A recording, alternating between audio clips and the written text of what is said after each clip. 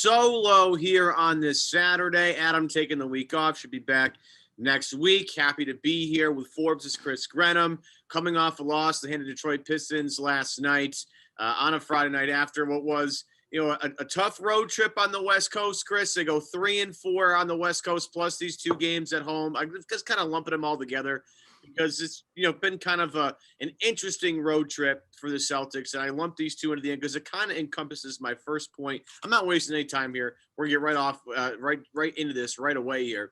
3-4 on the West Coast trip, plus the two games home against Toronto and Detroit, and outside of the game against the Jazz, you can make the argument the game against the Jazz is a little bit closer, but the second half, obviously, the Jazz pull away. Best team in the NBA record-wise. They definitely showed it in that game. But the one thing that I take away from this, Chris, this particular stretch of games, is this team has moments where they play extremely well. And you can go back to that Toronto game and find a bunch of clips where I was drooling all over the place with some certain things. We'll get into that a little bit later. But there are times where this team just can't click consistently for 48 minutes. Brad Stevens spoke about that last night after the game against Detroit, how this team lacks consistency, and that's what's really giving them a hard time in terms of taking that next step to being a really good team in the NBA. Chris, in your estimation, what is the biggest reason for the Celtics' inconsistency this year? I mean, if you're looking at box scores across that stretch and really across the entire season, right, it comes down to three-point shooting, and their depth seems to be pretty reliant on three-point shooting. And that's not to say that's a bad thing, because that's just kind of where the game is right now. Like, that's a lot of depth. A lot of cores across the league are relying on three-point shooting. But for the Celtics, it seems to be a little more drastic. So you look at Toronto on Thursday, the game against Toronto, they shot 51%. They made 23s, right? Yeah. And last night it was not quite as nice. It was ugly. And then it makes the depth look terrible. So it's a lot of reliant on three-point shooting, and it's a lot of inconsistent ball movement. So again, going back to the Raptors game, that's the far, far positive end of the spectrum, but the ball is whipping around. They finish with, let me look here, 30 assists. Last night, Friday night, they had 15 assists. So that's double the assists. So you can tell that ball is moving away from Jaylen Brown. It's moving away from Jayson Tatum. And that's when you get guys open. You get an NBA guy open. It doesn't matter if he's a starter or he's a bench player. There's a damn good chance he's gonna hit a shot if he's wide open. So it's a lack of that crisp ball movement, and they kind of just go stagnant. And it's hard because a lot of the possessions you're working with this bench unit, it's Tatum in the bench. And Tatum's style is to beat guys off the dribble. And when there's not a lot of ball movement, at least leading up to that, then it just immediately goes to some ISO work, and it's just kind of like Jayson off to the side working off the dribble, and then four guys kind of looking at him with the occasional screener coming up. And so that is inherently bad just because it turns into stagnant possessions. And so that's why the trade discussion keeps coming up, just because you need to grab that other wing threat, because when it's Tatum in the bench, which is the unit they always go with, and it's not necessarily a bad unit, but when they go with that unit, it can become pretty stagnant just because there's not a whole lot of movement away from the ball. And on the ball, there hasn't been too much movement either of late. Yeah, and I agree with you in that sense. When you have Tatum and the rest of the guys, Tatum's this otherworldly player, and we'll get into Tatum in just a little bit. Trust me, we got a lot to talk about in that particular department. But you have a lot of guys with similar skill sets, and those skill sets are very, very small, right? Like if you want to have, and we'll get into more of these things, but like let's say you have the lineup of Tatum and Kemba and Brown, and we'll throw Shemi out there because he's been the starter lately, and Daniel Tice. Well, you got three guys that can handle the ball pretty well and move the ball around, in Kemba, Tatum, and Brown. And then you have one stationary shooter, really, in Shemi Ojeleye. And then you have Daniel Tice, who does a lot of the dirty work, but he can spread the court out, right? Mm-hmm. That is a unit that can really thrive because you have so many ball handlers, guys that can move the basketball. But when you have, Jayson Tatum, Carson Edwards, we'll throw Shemi back in there, Grant Williams, and Tristan Thompson. It's just a lot of guys that have one particular skill set. I mean, I'm not trying to say they only have one. Grant does a good job moving the ball around, but, he's not a guy that's going to create offense for himself. I love the way Carson Edwards has been playing lately. And as a guy that has I'm done with the Jeff Teague stuff. Like, I'm just absolutely, I've had it. I'm done. Like, to see Carson Edwards out there, I get a little happy about it. But again, he's very, very limited skill set right now. Still working out a few things, trying to get comfortable on the NBA floor, right? So, to your point, it's Brad Stevens not giving Tatum enough to work with, but yet they don't have a lot to work with. Because I go back to the inconsistency stuff. This injury thing is getting outrageous. I mean, last night, no Robert Williams. Marcus Smart, we know, is going to be out for a bit. Jaylen Brown apparently has knee tendonitis that needs to be monitored the rest of the year. We already know Kemba's having knee, not having knee issues, but his knees are being, carefully monitored throughout the season. Pritchard's coming back from it. Like, it's hard to get a real grapple of this team because they just have so many injuries at key spots, right? They don't have too many backup bigs they can kind of go to, right? They're very now limited in that capacity.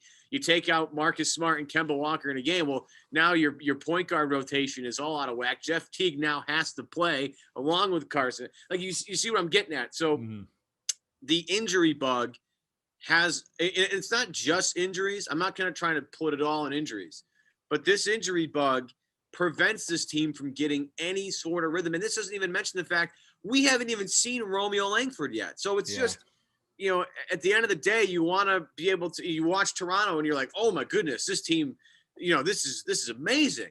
And then you get to the Detroit game and it just, humbles you a little bit and reminds you that, like, okay, this team is so much far away from a finished product. And the one thing they really need to work on is being, holding each other accountable and being, ready to step up when they know this injury thing is a serious problem. Yeah. I mean, your point about the depth having, relatively one-dimensional skill sets is definitely well taken, because there's certainly something to that. You look at what Brad Stevens is working with right now. And again, like you said, the injuries make this a hell of a lot more difficult than it really was expected to be. Coming into the season, we knew that they were going to have a lack of wing depth, and we knew that the bench could potentially be a problem. But the injuries to Marcus Smart, the injuries to Semi Ojeleye last night, like, they pile up, and obviously Romeo Langford, like, they pile up, and there's a trickle-down effect.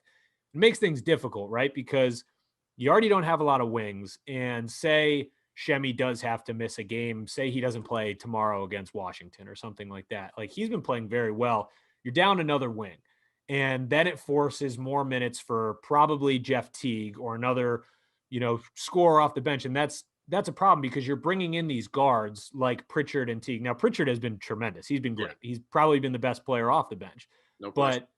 But that makes your defensive versatility so brutal. Like, there's really no way around it. Like, when you're forced to play Teague and Pritchard a lot, your defensive versatility is tough. And it's clear that Aaron Nesmith can't be out there defensively because he's still trying to figure it out. And that's fine, because he is such a shortened training camp, like barely any preseason. No, he played a year and a half in college. Like, it's not crazy to say, like, he's around where he should be. Like, it's not really, to expect him to be a plug and play guy was a little bit unfair.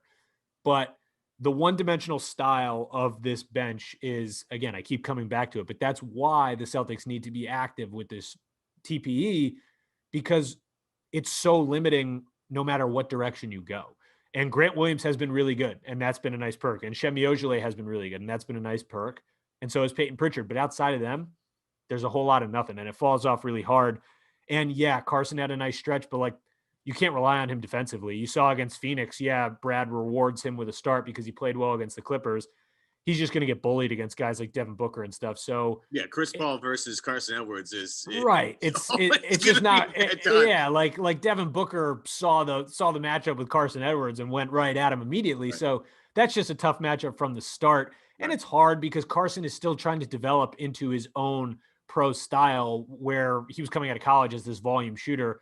He's not going to be a volume shooter in a lineup with Jayson Tatum and Jaylen Brown and that's just not the way this works. So there's a lot of adjustments that need to be made for a guy like him, but you can't make them overnight. So it's hard to blame them, but I don't know, man. I mean, there's a lot of one-dimensional skill sets on that bench. And I think more important than the scoring is the defensive versatility that it ultimately lacks. And that's a real problem.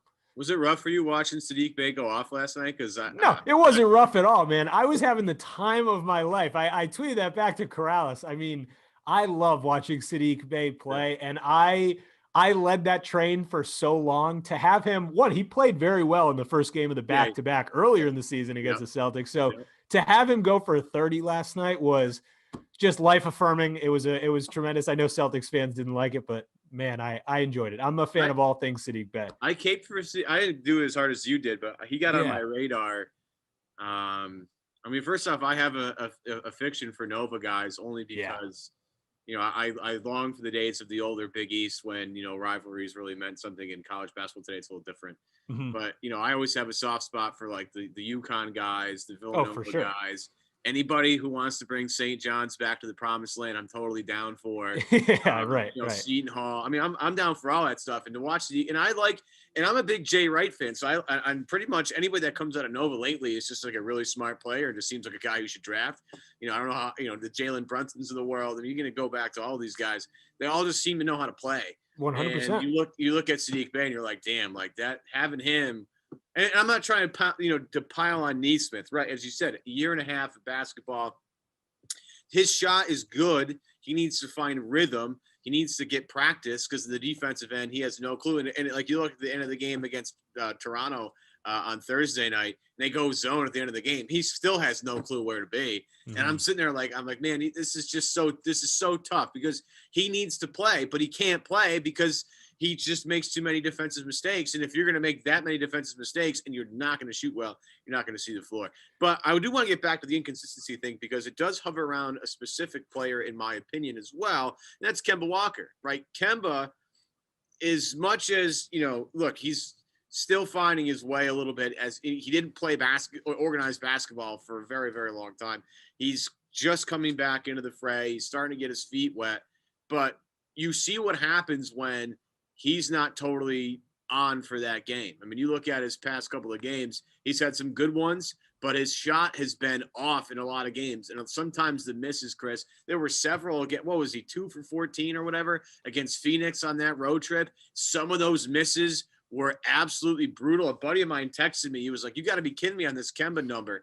And I said, because he has him on, his fantasy basketball team. I said, honestly, it even was worse than the number because he is clanking shots off the backboard that, basically I would do at an NBA game. So, I don't want to pile it all on Kemba because he's been really good in certain spurts. He's been not so great in certain spurts, but if the shot's not falling and he's not getting to the free throw line, which he hasn't done a whole lot of this year, they're in a little bit of trouble. Because their defense isn't that great. Let's just get to that point. They need all the offense they can get, and if Kemba's not going to supply it for them, then I'm not quite sure where else it comes from.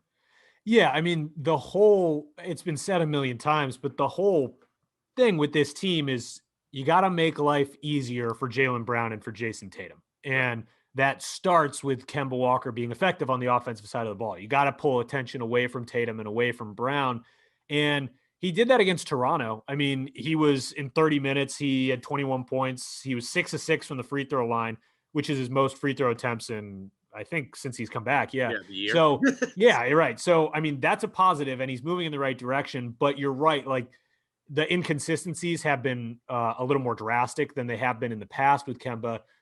And it's tough. If he starts getting to the line a little bit more and can find a little comfort inside the arc, because that's really where his issues have been. He was 4 of 20 against Phoenix, and those 4 buckets were 3-pointers. He's just not scoring inside. Part of that is getting to the free throw line, but you need him to be effective just to make life easier for Tatum and for Brown. And when that doesn't happen, again, it's right back to that trickle down effect. There's nowhere else for that really to go, for that production to go. And so that's a real problem. The thing is, they're going to have to figure it out because for the time being, he's not playing back-to-back. So you're going to have to go against like Detroit last night. You're going to have to play without him, right? So it's not like you can just rely on Kemba having these great nights and helping ease the load off the top of the roster because there's going to be probably one game a week where you're not going to play with him. So that's going to be something they're going to have to adjust to. And it's worth noting that Pritchard has made that portion of Brad Stevens' life tremendously easier, really on both sides of the ball. Pritchard's been pretty good defensively too. That's been a huge that's been a huge impact. But you'd like to see Kemba grab that rhythm as things move forward. But I've said it elsewhere too. it really is like he didn't come back all that long ago. And I'm not going to keep defending him again and again and again, but it does take some time to kind of gain that rhythm back. And it's difficult when he's not playing back-to-backs and he didn't go through training camp. And like, that's really hard. And from a mental perspective, it's probably difficult for him to go back to his old self where he's taking these hard cuts and these hard change of directions and change of pace where, his knee probably still is not 100%. And so that has to be a difficult adjustment too. So in my ideal scenario, in my ideal mind, there's a world where he can slowly work back to his old self in the next month or so. Where's your concern level at here? Because, this is, again, it's a shortened season. You have, a guy that's not going to play in back-to-backs, and his rhythm is just completely off. And this team, in order to this team, you go to the Eastern Conference Finals so many times, like, you got to get over that hump. And now, with the consistency that Jaylen and Jayson have shown you, like, these two guys are ready. These guys are ready. They're ready for that next step. But they can't get there by themselves in this Eastern Conference. There are too many good teams. I mean, maybe in the older days of the East, when the West is still stacked. I'm not saying it's not, but, the East has been weaker notably throughout the years. This year, it's not going to it's a little bit more even because the Nets have a full arsenal of Kyrie, Harden, and KD, and you have the Sixers with a different coach, look way different. You're going to need Kemba Walker to be Kemba Walker for you to get past those teams, right? So where are you at here? Because we had Sean Devaney on last week, and and we got killed for this, and I don't really mind it. The fact that you all are going to kill us for it doesn't bother me at all. But the conversation needs to be had. He's like, I've called up some people around the league, and you couldn't give Kemba Walker away right now with the way he's playing and the way that contract is. So that's, to me, a little concerning because you're counting on him to be a focal point of your offense to help Jayson and Jaylen, get a little bit of a breather here and there. And if he's not going to do that, this team is nowhere near the team that they need to be to get to the NBA Finals. So if that's going to be the case, where's your concern level here with Kemba Walker? Yeah, my concern level with Walker is probably lower than most people for the time being. That leash is shortening game by game, right? Because that inconsistency is still at the forefront. So it's certainly not heading in the right direction, but my concern is definitely lower than most people. Again, for the reasons I mentioned before, I have some confidence that he can kind of regain that consistency and find that rhythm at some point. It's just the situation he was thrust into from a health perspective is a really difficult one. And so I don't think it's fair to fully judge where he is right now, as it will be 3 weeks from now, as it will be 5 weeks from now. That being said, my concern from a Celtics perspective, kind of with what you said, it is a little bit higher just because you have two guys playing at an all-NBA level, right? You have Jaylen Brown and Jayson Tatum, who are undoubtedly playing all-NBA basketball right now. And you need to, as I said before, make life easier for them. You need to take advantage of that. And so that's why the trade talk is out there. And that's why the urgency among Celtics fans to get Kemba back to what he's supposed to be is so heightened at the moment. And I completely understand that. You go on Twitter and there's plenty of overreactions and people are freaking out. Yeah. And that's just what Twitter is, whatever, that's fine. But I think to expect Kemba to be full boat right away was a little bit of a reach.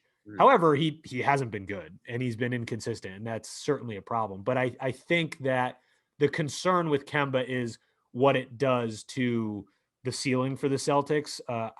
From a personal like Kemba perspective, I think he'll be okay. But I don't know. I mean, that in terms of trading Kemba, like, I know there's been a lot of chatter about that, but that contract just is really not that tradable. And I talked about this with Nicole Yang and Tom Westerholm earlier this week.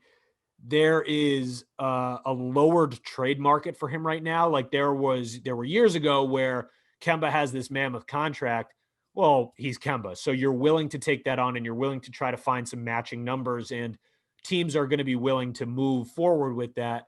His market is shrunk at the moment just because of his knee and because of his inconsistent play. And so that contract is definitely a turnoff for teams, whereas in the past teams might have been able to deal with it. So that being said, also, I don't really think the Celtics are looking to move Kemba. I mean, I'm sure there have been discussions maybe in the offseason, maybe there will be again, because that's just the way front offices work. But I don't think that's really an option going forward right now. Yeah, yeah. Did a little pessimistic stuff off the top, just because, look, we're a little reactionary coming off the loss last night at the hands of the Detroit Pistons.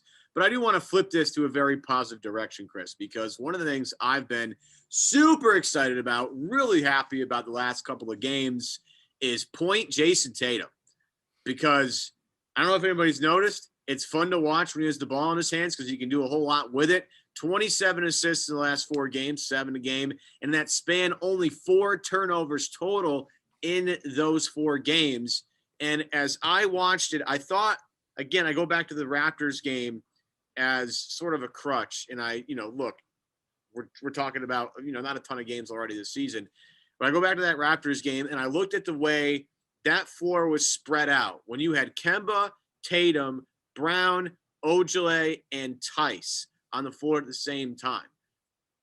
With Tatum having the ball in his hands, you see how deadly this offense can be because you have 5 guys spread out. You can run 4 around 1 or 5 out entirely if you want to. But the floor is spaced, and it's really great because you have 2 guys, maybe 2.5 of Kemba, that can beat you down off the dribble one-on-one regardless. So you got to shade extra attention that way. So it allows you to get wide open 3-pointers for a career high night for Semi Ojeleye. Daniel Tice has been shooting the ball really well lately. You can allow guys like Brown, Tatum, and Kemba to work a little bit more off the ball. If Tatum's got the ball in his hands, obviously Kemba and Brown can work a little more off the ball. And if you have Kemba, locked in as an off-ball shooter, Chris, life is great. So in my estimation here, I would say the best version of the Celtics in 2021 has Jayson Tatum playing point forward the rest of the way. What say you? Yeah, I mean, it's certainly a nice option to go to if you're Brad Stevens. You can have him as the primary ball handler for various stints just because, one, it shakes things up. And if you can have, like you said, Kemba operating as a, solid off-ball shooter, that opens up the world for the Celtics offense.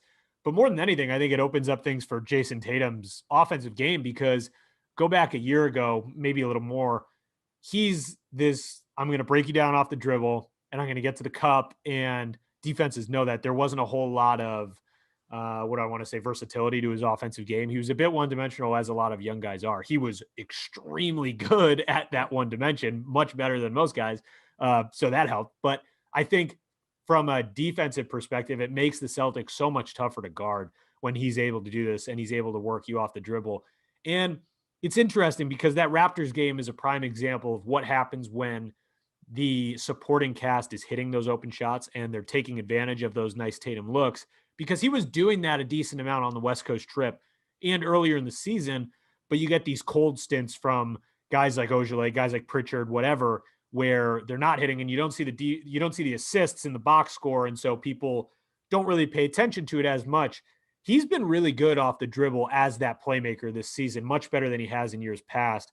And that is a huge positive because, like you said, if Kemba isn't, well, 1, if he's not playing in a back-to-back, and 2, if he's not playing as well as you would hope, then you kind of lose that solid primary ball handling option. And so the fact that you can now turn to Tatum and even turn to Jaylen Brown, right, because he's shown the ability more so than ever in his career this year to, kind of run pick and rolls and act as that ball handler too, which was, if I told you that a couple years ago, you would have laughed at me. You told me last year. Right. Last year, Chris, I would have been like, no. I literally was on a podcast this year and somebody was like, yeah, Brown's going to average, 5 assists a game some year. And I looked at him. I was like, right. You think they're crazy. Absolutely no way Jaylen Brown's going to average 5 assists a game this any point in his career. And here we are, and he's averaging about 4 a game. So I look like a complete idiot at this point. I mean, but you when can't really guess that. Yeah. Yeah. It's those 2 guys, if you can run the offense through them, again, you make Kemba's life a little bit easier. Mm-hmm. But, when he doesn't play, you still have those options.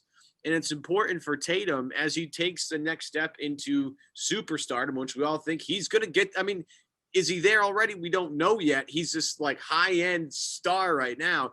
That superstar level is the guy that can really create for others, throughout the rest of the game and find, pick his spots a little bit differently.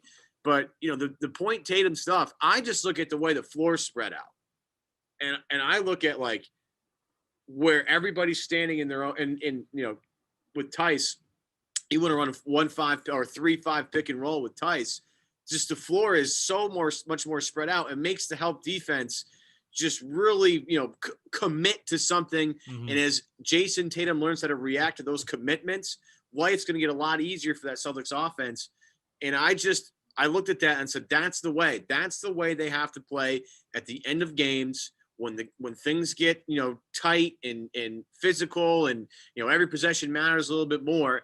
That's the offense I want to see at the end of games, because it seems like that gives them the most opportunities for guys 1 through 5 all the way around the floor. Now, think about how much better, and I keep going back to it, but think about how much better that floor spacing will be if you get another wing threat, right? Right. And Romeo Langford will be a huge addition when he ultimately comes back. But in my mind, he's more of an addition on the defensive side of the ball. That's what he showed in his rookie season more than anything else, is that he can, in his second year, like he can contribute on that end. And his offensive game is still coming along a little bit. If you can get a shooting threat on the wing, it helps that spacing so much, because Jayson Tatum is doing a lot of this primary ball handling and a lot of this distributing with relatively limited floor spacing. Like, that's a really difficult thing to do, but he's so good off the dribble that he can make it work much more than a lot of other guys. And so that will become so much easier for him if they're able to get, say they get 2 mid-level guys. I don't know. They go get Garrett Temple or someone who's on the wing who might not be the flashiest guy, but he helps that floor spacing, and the defense has to pay attention to him a little bit more, because right now they can shade on to Tatum even when he has the ball from a so much easier perspective. I mean, it's tough. So I think that would help a lot. But bottom line is, it's opened up things for the Celtics offense to another level, and Jaylen Brown as well as a primary ball handler. So I totally agree. That's been a huge bright spot. I love the fact that they can give the ball, like, let's say, Tatum's on one side of the floor, shading more towards the right, and Brown's more on the left. And he starts to attack the basket, and you have Brown's defender shift over. Well, the one thing I love about Jaylen Brown, and I'll make this relatively quick, is I love that if he sees a guy backpedaling, he just goes right at him. Yeah. And you see it a lot in transition where I'm like, oh no, kick it out. Jaylen just keeps going and finds a way to control his body to get square to the basket and lay it in with either hand. And I'm like, you know what? Geez, that's a play that you don't see early on because guys aren't strong enough yet. But you looked at Jaylen's body as a rookie in the league, and you're like, that guy's when he puts muscle on, he's gonna be a problem, because he's already physically gifted at such a young age. Here he is at age 24, and now guys are just bouncing off him. And once he gets hip to hip with someone, you're done. You're dead. Because your back is facing the basket, and he can run forwards a lot faster than you can backpedal. So once he gets hit to somebody, see you later, bye, forget about it. And then he has the wherewithal now that if he gets by the first level of defense, he has a help defender come at him, he can locate the open guy, and then all of a sudden the ball starts swinging around, or that person takes up jump shot. He never used to be able to do. He never used to be able to do that. But you've been tiptoeing around this subject, and I didn't really have this planned until later on the podcast, but screw it, let's just do it now. The trade deadline's coming up in about a month-ish, right? Yep. And Boston is got that giant TPE. They also have some smaller TPEs at their disposal. And the smaller one I mentioned first, I think it's the Cantor one. That's for roughly like 5-ish million, because the sexy name now on the Twitter free trade market for all Twitter fans out there is John Collins of the Atlanta Hawks. And look, if you don't follow Ryan Bernardoni on Twitter already, you should, folks. Just do it. He's very smart, especially with cap stuff. There are cap complications of trading for John Collins. It might not be now, but further down the road, you have to say bye to some people, which would be really tough. But the John Collins thing, like, I'm all for the addition, but the fact that you'd have to say bye to guys down the road makes this a much tougher acquisition. And plus, frankly, Chris, I don't think Boston has the players it would take to get a guy like that, in my opinion. I don't. I mean, yeah, it's a nice prospect to think about them getting John Collins. I mean, sure, he'd be a terrific addition to that front court. I mean, he's a tremendous player, but there are, like Danger Cart was saying, like, there's just not a whole. You're tightened from a salary cap standpoint moving forward with him, right? So he's going to require a lot of money moving forward. And I don't know if that's the direction the Celtics are looking to go. If they can work it out and they're willing to go into the tax a little bit more down the line, like, sure, it's an option, but I don't think that's as likely as some of the 3-and-D guys that are out there, some of the just some of the wings that we've talked about in the past. Obviously Harrison Barnes has been talked about a ton, but yeah, you wrote an article on Forbes about this, about like the top guys in the TPE possible realm here. You threw out Harrison Barnes, Thad Young, Larry Nance Jr. is on that list as well. Do you got you've advocated, I think, for Barnes in the past. Do you think that's the perfect guy? I do think he's the perfect guy, but I don't think he's going to be available. So which is a major caveat, right? So from a fit perspective, like, he is what you need. And I think if he's got a solid contract where you're not going to, like, PJ Tucker is a short-term fix, right? He's gone after the season, unless you want to re-sign 35-year-old PJ Tucker, which I don't know if that's what they're looking to do. That's a fix where, by post All-Star break, hey, Nesmith, he's not going to contribute this year. And Romeo Langford, he's going to be limited this year. So we need a short-term fix at the wing, and hopefully we can rely on Nesmith and Langford next year. So then you go after a guy like Tucker. Harrison Barnes is a guy who could honestly start against certain teams on this team, and he's under contract moving forward, and it's not a crazy contract. It's decreasing in value moving forward. The only problem is Monte McNair is not going to want to give him up if they keep winning, right? They're currently 12-13. They're 10th in the Western Conference, and the Kings are, I saw, I think it was, I don't know, it might have been a report from The Athletic, but it's not out of the realm of possibility that if the Kings continue winning and they stay toward a play-in spot, not out of the realm of possibility that they're buyers at the deadline, right? So that could really go in any direction. It could, if say they lose 5-6 in a row here, then they could ideally become sellers. And the Celtics, I would think, have to really go hard at Harrison Barnes because I think he is the perfect candidate. But again, even if they do lose a couple games, are they willing to part with a guy who's been so central to their success right now? He pairs really nicely with De'Aaron Fox and Tyrese Halliburton. So I don't really think that's as realistic a possibility as, say, a Thad Young with the Chicago Bulls, who I think just provides another really nice threat off the bench, because that's what the Celtics need, right? They need depth of any sort at this point. Yeah. And Thad Young isn't a crazy expensive option. He's a vet who knows how to kind of fill a role. He's come off the bench in his career. He started in his career. He's been relatively versatile on both sides of the ball, and he's a good defender. And so I do think those sort of options, probably excluding Barnes, those are probably more realistic than the John Collins conversation. I'm sure the Celtics will look into it. I mean, God, Danny looks into just about everything, but I don't know, cap implications down the line, like you mentioned, seem to hinder the chances at John Collins, in my opinion. Yeah, I'll before we keep going here, I'll read Danger Cart Ryan Bernardoni, his particular riff on this. And again, there are a lot of really great cap guys out there. Ryan is he's really, really smart. Near the top of them. And I'll just read what he said. Quote, if the C's trade for John Collins, they're either committing to signing him for a ton of money or hoping to recoup one pick in the sign-in trade after renting him for the playoffs. If you sign him long-term, you're going to have to move Kemba in the offseason and might lose Smart after next year. And I'm just going to leave it there because the thought of losing Smart at all bothers me. He's just the kind of the lifeblood of this team, and he's a guy that, again, impacts winning. So if you're going to trade for John Collins, be ready to potentially say bye to Marcus Smart. The Kings and Ryan's right. Like, this is a guy who turned down a $90 million extension this year. Like, you're going to have to pay him a lot of money. So he wants a max deal. He wants 100% max deal. And to be honest with you, he's pretty good. So especially in a world of free agents that it might not be. Some guys might get snagged up, and then all of a sudden there's a bunch of money out there, but for not a lot of guys. Like, signing, Jaylen Brown to the contract they did when they did was amazing because there was so much money available, $120 million for Gordon Hayward, which was worth it, by the way. I was wrong about that. He's been unbelievable in Charlotte, but that kind of money for Gordon Hayward would have been there for Jaylen Brown. That's just my point.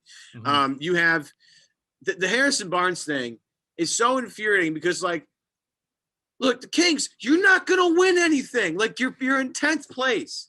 And this is I get frustrated because this is a year where if you want to tank and bottom out, this is the year to tank and bottom out. There are so many good guys that are going to be available in the lottery this year. You can name a whole bunch of them, and like everybody's top five is much different. And even after the 5, there's a bunch of guys like 6 through 10 that could be really good impact players. Like you don't have to get, Cade Cunningham or Evan Mobley or Jalen Suggs or Jonathan Kuminga, who played really well yesterday. I mean, there are so many guys that can have a significant impact on your team that are much better for your cap going forward, et cetera, et cetera.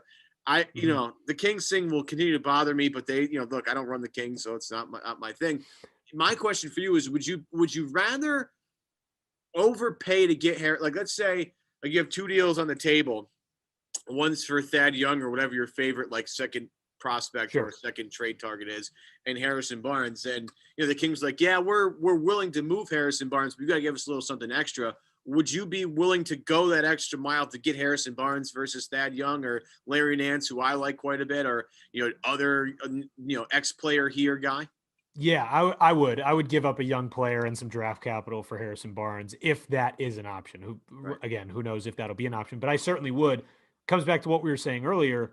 You have 2 players playing at an all NBA level right now, right? You need to take advantage of that, and you can't just sit by and kind of let, I like the idea of giving up a young player and some draft capital for Barnes significantly more than going and getting, for example, 2 mid-level guys. Like, I just think that's far more appealing. And I think the market for some of the guys the Celtics should have had interest in has shrunk a little bit because of injuries. You have Aaron Gordon, who went down with a nasty ankle sprain. Yeah. He would have been another really nice target. Again, that's someone who you probably got to throw some significant draft capital and a young player at. So again, asking price there, very high. Larry Nance Jr., another name who the Cavs might not even be looking to part with because they have guys further up their trade totem pole that they need to get rid of before 28-year-old Larry Nance. But again, his market is kind of dwindled now because he's had surgery on his finger and he's out 6 weeks. So the market has shrunk a little bit. And I think Barnes has continued to be the ideal option. If the Kings are willing to listen, which still remains a very important and valid question, then I think the Celtics should be willing to part with a young guy and part with some draft capital, because you have to take advantage of their current situation and make life easier for the way Jaylen Brown and Jayson Tatum have played, which is incredible. Right. I want to finish up here, even though it wasn't quite the order I wanted to go in. I do want to take some time to just throw some praise at Shemmy's way and at Grant Williams' way, because those 2 guys have been playing out of their mind. Shemley especially. Yeah. And, he goes down to the injury last night, obviously, because that's the way the season's gone so far. But coming off a career-high 24 against Toronto, the shot looks – I mean, he had a weird – and people pointed out, he had a weird stretch where he didn't look like he was finishing the way he normally does. Like, he has a really nice, strong, like, set base when he finishes, and he holds that extension. It seemed like he was rushing it a little bit, but now he's come back to his what I think older form. He's just hitting shots left and right. And, it shows the value of that PJ Tucker type, a guy that you can stick in the corner to keep the defense sucked into that corner. And as people move away to kind of crowd the paint, having a knockdown shooter in the corner like that is so valuable. If Shemmy can prove that he can do that at a consistent level, then the need for a PJ Tucker type of guy is gone, because essentially what you're getting is, okay, maybe not as versatile PJ Tucker, but doesn't cost as much, is on your books, potentially long-term, because I think Shemmy's contract's coming up very shortly. I think they guaranteed his spot this year. I think he's a free agent next year. Am I right on that? I think so. Right. Yeah. Just the value of having a guy like that, and you don't need 20 from him. If they can get between him and Tice 20 a game, then you have a much more potent offense that spreads the floor. And Shemmy, has gone from, a second round pick who we all loved because he had the NBA body right away and looked like he could defend. And, he did a great job covering Giannis early in his years. As Giannis has gotten stronger, that's gotten a little more difficult to do. No fault on Shemmy's, but he's been out of his mind lately. Grant Williams, after, what was he, 0 for 20, whatever, his first 23s in the league. He's now up to, 40, whatever, 40. He's 52 from 3 in his last 10 games and 44% from 3 on the year. Those 2 guys, again, proving that you don't totally need a PJ Tucker if these guys are going to give you that. Right. And I think from the Celtics perspective, in hitting that trade market, you would just be hoping for an additional guy, right? Because you're going to get games, not a whole lot, but you're going to get games like the Toronto game where Shemi can't miss. And no, you're not expecting him in those good games to go 6 of 8 from 3 every time. That's just not going to happen. But you can get him hitting a couple threes and hitting, a couple shots inside the arc where it just opens things up and makes life a little bit easier when that bench unit is out there. And Grant is the same way. Grant goes through spurts where he'll play 25 minutes and then he'll play 9 minutes another game. He's just kind of all over the place, but he's become increasingly reliant from deep, and his defense has been so good. I mean, that West Coast stretch, he played some significant minutes and he was really good shooting from 3. So like you said, that makes life a whole lot easier. And that's been a huge development. So while all of us critique the Celtics depth chart and critique the wing depth, it is important, and I'm glad you brought it up, to note, hey, there's been some significant improvements in the offensive games of Semi Ojeleye and Grant Williams. And that's a huge burst. And those two guys, you already know, like the versatility on the defensive end and the skill sets on the defensive end are there. So Brad is willing to play them significant time just because they can hold their own. So yeah, that's been a huge plus. And what's great is, like, with all these injuries, Shemi's getting forced into the starting lineup here, right? Yeah. And it's, you go from a bench player who barely had to fight to get, playing time until very, very recently, like this season, to come in, and start with this group and knock down shots is great for his confidence. And they're going to look, folks, they're going to need probably both of Shemi and Grant as we get in the playoffs here. They're going to need both those guys to play at a high level. And if those guys can find some rhythm and get comfortable and as you get closer and closer to the playoffs, start to become more reliable for the Celtics, this is only going to be a good thing for Boston. Again, we talk, we've mentioned a million times adding a Harrison Barnes type, right? But then as you push that depth down and you start bringing those guys off the bench, life's a lot better for you. If you're bringing 2 guys off the bench that are shooting 40% from 3, and then you have Peyton Pritchard as a third guy shooting 40% from 3, you become a totally different team. And that's something that makes the Utah Jazz very difficult to guard. I mean, we all watched it happen. They have how many guys that shoot 40% from 3? It feels like all of them do. I was going to say, it feels like 14. It feels like their entire roster. Yeah. Every guy but Gobert shoots like 38% from 3. And as you watch that team and how the ball moves and how they find open shooters, you look at that and you say, maybe we gotta find a way to emulate that a little bit if we can. And Boston, by getting these 2 guys some playing time with that starting unit, is only going to help going forward. And watching Shemi do his thing has been, again, the game against Toronto was like an otherworldly experience, because it was like, you looked at halftime and you look at the box score and you're like, oh yeah, Jaylen and Jayson have been moving the ball around pretty well, but holy cow, the league scores Shemi Ojeleye and Peyton Pritchard's right by. That's not how you draw it up, but that's the kind of stuff you're going to need, because Jayson and Jaylen, as good as they've been, they can't do it all by themselves. Yeah, you just have to rely on your core, and you have to rely on your supporting cast. That's just what you need to win. I mean, you look at any championship team, that's what you need. And it, like we were saying, I mean, Tatum and Brown's ability to act as distributors, like that makes it even more important that those guys can hit their open shots now moving forward. But I really am happy that Shemi's been able to kind of come into his own here a little bit, because everyone knows this, but he works unbelievably hard, and he's just kind of kept his head down, and he's had a lot of ups and downs in his tenure with the Celtics. And so I think it's pretty commendable that he's been able to keep his head down and just work his tail off. And now he's certainly seeing dividends from that. So I'm happy for him, because Shemi's just a really good guy too, which is nice to see. But yeah, huge help. Him and Grant are a major plus moving forward.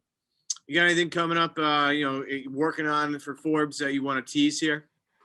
Just probably a whole lot of trade talk and increasing draft talk as we move forward. I'm under the camp that the Celtics should consider trading their first rounder this year, just because of the lack of draft spots, and probably again taking advantage of those 2 All-NBA guys they got on their roster. So some draft talk in the future as well, because I'm a obsessed with the NBA draft. And more, just more Peyton Pritchard fluff pieces. Oh man, you can always count on me. And it would have been 10 times worse if they had drafted Saddiq Bey. So you should consider yourself grateful that wasn't the case. Well, no, I think they should have drafted Saddiq Bey because it would have been. Again, I'm not trying to pile on Neesmith here. Seems like a good kid, but like Saddiq Bey, right now, you'd have another rotation piece, and life's a little different. And in trading for somebody with a Saddiq, like, look, Pritchard is off the table of any discussion I'm having with anybody about trades. I think Celtics fans for the most part are right on board with you. Yeah, I'm completely no way. There's absolutely no way I'm trading Pritchard. I'll leave you with this one though. Is Rob Williams on the table? Yeah, that is always the question, right? Yeah. Well, it depends on what you're getting, but I would say he's certainly on the table in various discussions. Yeah. But it's hard. Like, is Tristan Thompson on the table? Like, what kind of value does he have now that he's tradable and you could move that contract, which could maybe make things a little bit easier? That's the only reason why he's available is because that contract is the right number. Right. That's the perfect number. Yeah. This is the thing that we've talked about for years with the Celtics is they don't have many contracts at that number. Yeah. And that makes life, like, as people want to talk about trading for Nikola Vucevic, right? It's impossible unless you add Tristan Thompson to make the salary work out. So I think Tristan's been playing well, right? I think him and Tice, now that they're not playing at the same time and they've been able to kind of find their own rhythm a little bit, I've enjoyed the Tristan Thompson experience lately. The problem with Thompson is that number is the exact number you're looking for when you're looking to find tradable contracts. And Smart's is the same way. But like, you have to pry Smart from my cold dead hands before you get him off the Celtics, right? Yeah. So, there are casualties here. I mentioned Rob only because, there is some maybe untapped potential with Rob, but definitely, and again, I love the guy to death, and I love watching him play. And he does like 7 things a game where you're like, "Holy cow, I can't believe he did that!" And then he does 7 other things a game where you're like, "I can't believe he did that!" Like, what are you doing? But if it's for a significant upgrade, I would be willing to do it, and it would hurt a lot because we've all invested so much in the Time Lord. But I mean, I think you do have to at least look into that market, at least tap that market a little bit, just because he has more trade value than a lot of the other pieces on the Celtics roster. Yeah. But I do still think, like you said, there's a ton of untapped potential there. And I think he's made some really nice developments in his first couple of years. You just hope that those next steps start to move forward. But yeah, who knows? I mean, it'll be interesting to see the way they approach this deadline in late March. Yeah. Chris Grenham of Forbes, formerly of CLNS. Good to see you, buddy. Adam should be joining me next week. For all of you out there, hope you have a great Valentine's Day. Enjoy your weekend here. More Celtics games coming, of course. More content at CLNS. Make sure you subscribe not only to this podcast on iTunes, Stitcher, and on YouTube, but subscribe to the CLNS media page on YouTube as well for more content. You have the post-game show all the time. You have other, various shows throughout the week, including ours. You get live press conferences from Brad Stevens and the gang. It's a great place to get all your Celtics content. Again, CLNS Media on YouTube. Thank you, Chris. Talk soon, buddy. Thanks, man.